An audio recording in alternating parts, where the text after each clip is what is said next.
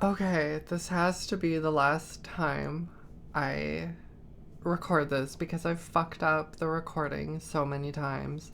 I'm just recording like a little Q&A just to kind of test the waters.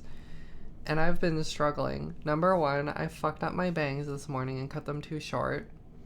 Um, so we're letting the brow bone breathe today, and yeah, I kind of have the like femcel angry Twitter user bangs going on, the turf bangs. But I dig it. I think it looks good. It's a good look. So, this is like a little Q&A. The first question that somebody asked me, a lot of these are through my Instagram if you want to follow me, but how is the 1.9 TDI Beetle? So if you don't know me, I'm really into cars and motorcycles, and I recently picked up a turbo diesel Beetle for winter driving, and I already love it. It's a great car. It's the ALH motor, which is like really easy to tune and work on. I haven't done anything to it yet. I have a lift kit that I'm going to install on it. So stay tuned for that if you want to see me build like a really hilarious lifted diesel Beetle.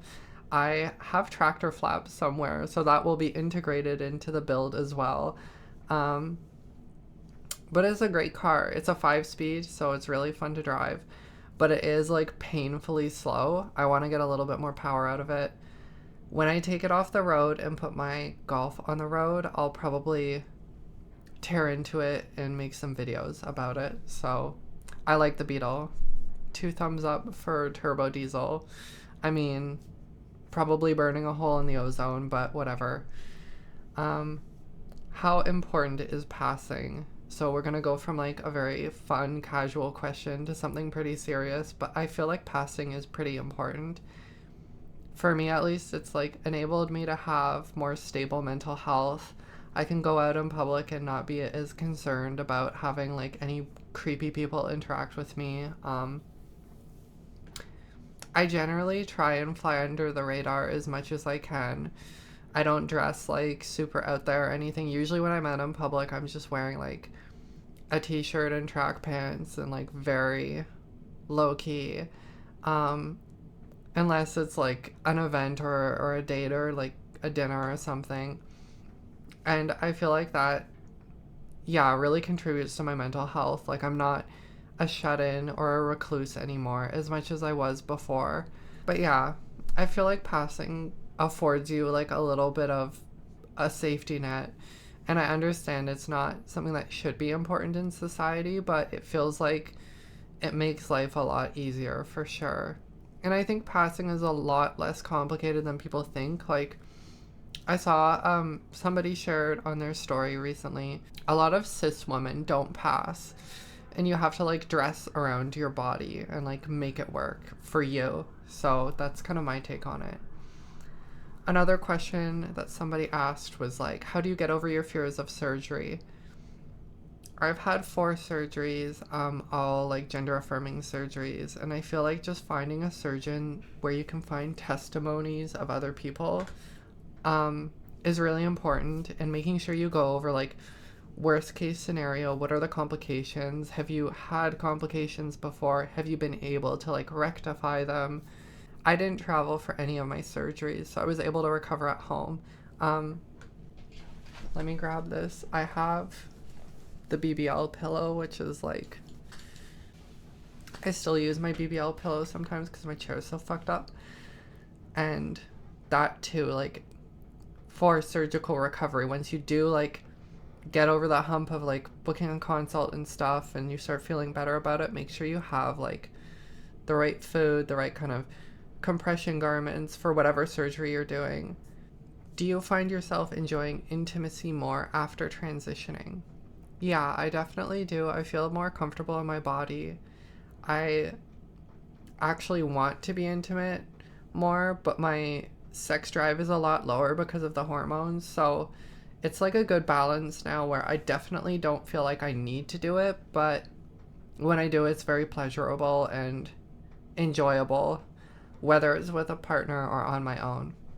The next question is what is one of your favorite early transition memories? My favorite early transition memory is when I went for a walk. It was like, I think, kind of overcast and a little bit cold out. I was with my friend.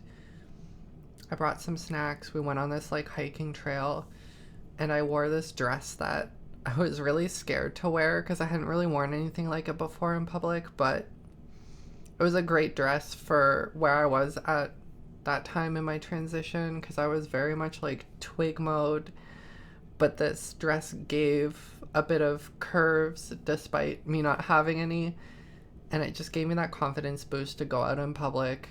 It was like the first time I started to feel like a human being again after starting my medical transition, after being so isolated. So it was a very good memory. Okay, next somebody asked me about motorcycles. I am super into motorcycles.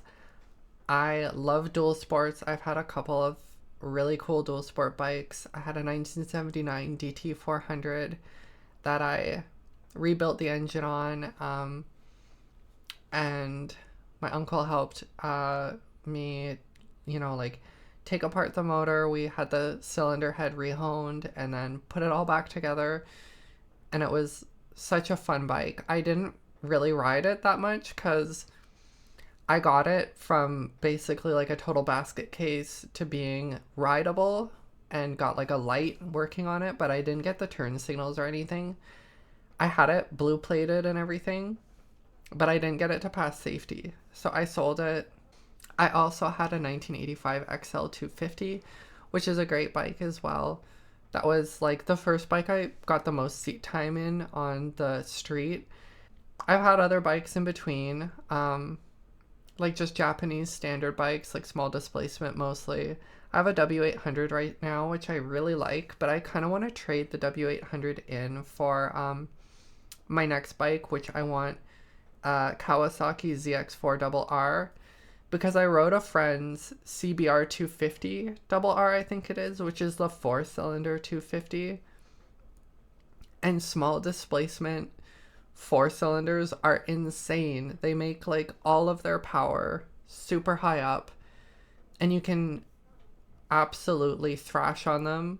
Somebody asked, do you like straight men?